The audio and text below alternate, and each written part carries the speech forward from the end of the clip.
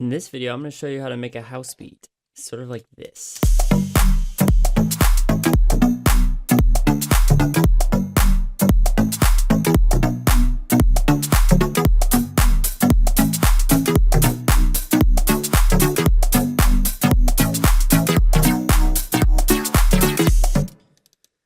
Alright, so this is actually pretty simple, and I'm going to take you step by step how to make something like this.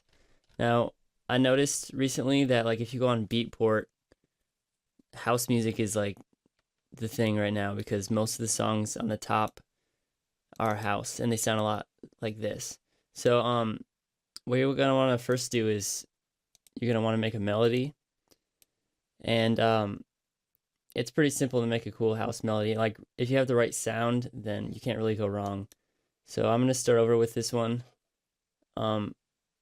First of all, there's two layers here. One of them is I actually didn't have it on at the beginning, but it's the sub bass, and then there's the top, and I just have them playing the exact same thing, so it's a layer. So why don't we make a new one here? So when you're making a house melody, it's really important that you have the swing on. So I already have that on here in the channel. It's this knob right here. I'll kind of show you what it does later, but first things first, you want to have that about maybe halfway. Okay, so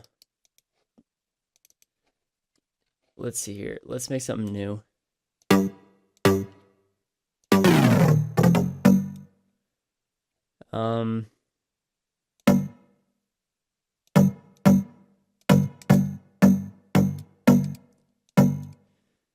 You're gonna want to put a lot of notes sort of like right before the grid, and that'll make the swing sound cool.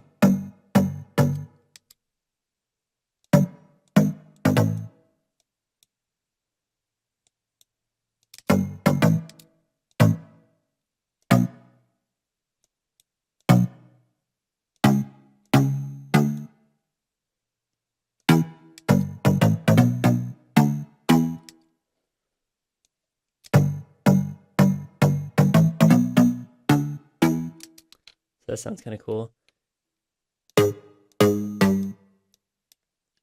So you can really be creative, do whatever you want really with this.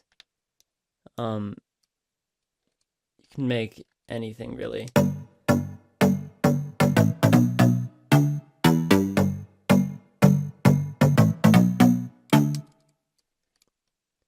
Oh, I just had an idea. I'm gonna try to add that. So duplicate this.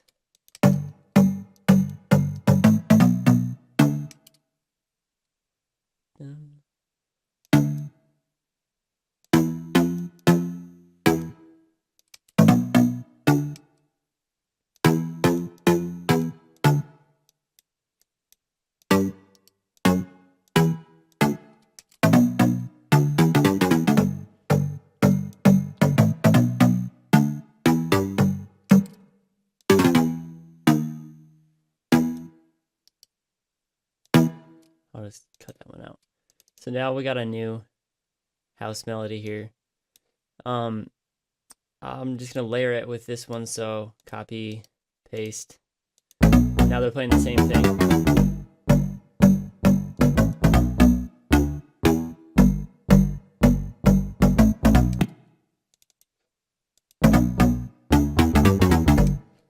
Alright. So there's our new house melody. So now it sounds like this.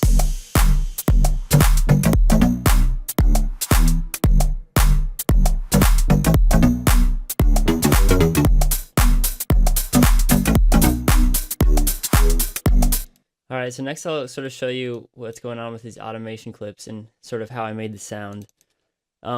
First of all, this sound doesn't sound like this just within the Massive preset. I made this with Massive. So without the effects, it sounds like this. So it still sounds pretty cool, but the processing really sparkles it up and makes it sound really nice. So, oops. I'm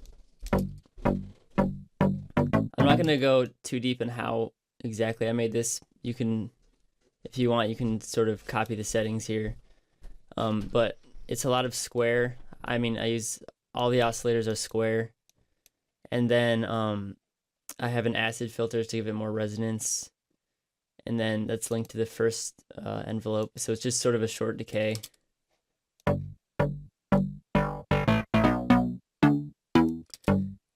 And I have a dimension expander right here to make it a little wider, and then a chorus also.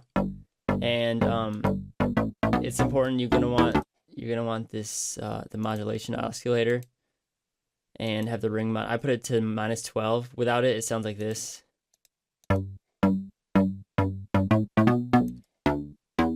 And this just sort of gives it the octave thing. So I have the ring mod and the phaser on. So the ring mod's on the second, and the phaser's on the, not phaser, phase modulator or whatever. That's on the first one. So, and then how I automated the other sounds here is the third one. I have it's like a fourth to the note to give it that sort of chord feel maybe. And then I have these macros. These are really nice. So you just drag these here, and then if I move like the cutoff, it's gonna move from this point to this point. So if I automate that, if I just play with that.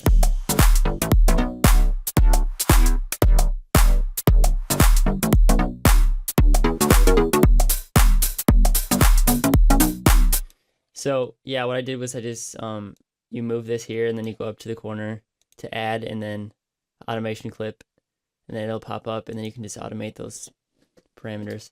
So I'll show you what I did for the effects on this.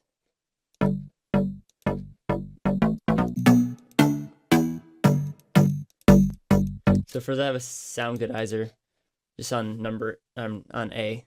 That's a letter, not a number. Because it just kind of fattens it up a little bit. And then I have this D-Blue Crusher. It's a free plugin. And I just have it to 7 just to give it like a lo-fi sort of distortion or whatever, or bit crush. So whatever you really like, I put it on 7, and then it's only halfway mixed. And then I have a compressor just to sort of compress it a little bit. Actually, maybe I should put that. No, that's good. Just a little bit of compression here.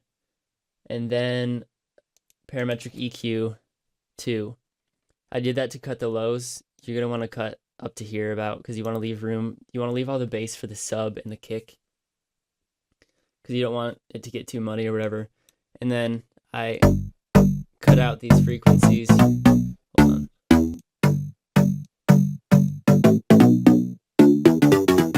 It's sort of muddy there, and then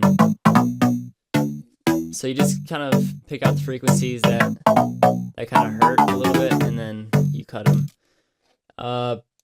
Fruity reverb just to give it a little more room.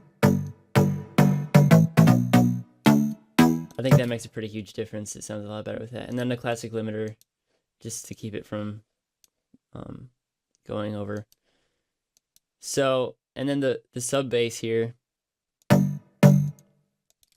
that's also square.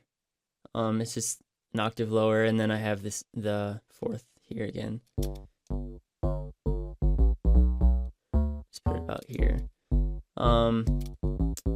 Yeah, not really much going on here. I have a filter on it too. And then a chorus, because house subs usually, they seem kind of hollow, so you want to get that hollow feel with the square waveform, and then some chorus, and then just a little bit of boost here, and then cut it about here to leave room for the kick, lower frequencies. Yeah, so when you layer those, it gives it a lot more full of a sound. So yeah, that's how you make the melody and the bass. There's all sorts of ways you can just make it different, but this is just one way to make a pretty simple house bass. Now for the kick, if you have a really good kick sample, it's just gonna make the song sound so much better. even if it's not that great of a song. I made this kick with Nicky Romero's kick synthesizer. It's a really great plugin. You should check it out. But so you have that 4 on the floor, obviously, and then I just took 2 nice sounding clap samples from Battery 4 samples, and I layered them together. It's just like a really nice sounding clap there. And then I have my sidechain trigger here, which is every time it hits, the sidechain goes for the bass, and I think I had it on the hats too. But yeah, I'm not going to explain how to do the sidechain in this video. I used the P controller, but I made another video explaining how to do that, so check that out if you don't know how to do that. So yeah, that's that. And then the hats, I mean, a lot of times for hats in percussion and stuff, most professional producers that make EDM, they have a lot of sample packs with loops and stuff, and generally you'll just use a loop. It makes it a lot easier, but I don't really have loops, and I kind of like to make them myself. So I just have a percussion sample here, some hi-hats that I just sort of placed strategically to give it a nice swing feel. And then obviously, to make it a typical house song, you're gonna wanna, as it progresses, add that classic house hi-hat or open hi-hat, and then I added the shaker along with it. So, and I also have a reverse clap here to just sort of bring it into the second clap. All right, so yeah, this is what it sounds like.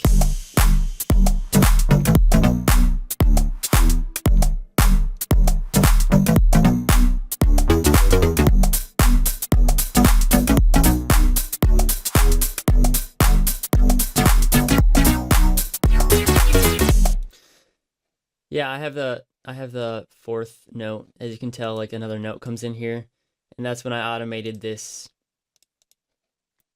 macro here, which is controlling this oscillator, which has the other note with it. And I also automated the cutoff and the resonance as it progressed. So you can have a lot of fun just sort of making it more interesting as it goes along and more progressive. And there's just all sorts of things you can add to make it more interesting, but this is just sort of a simple house beat. Yeah, I hope this was helpful to you.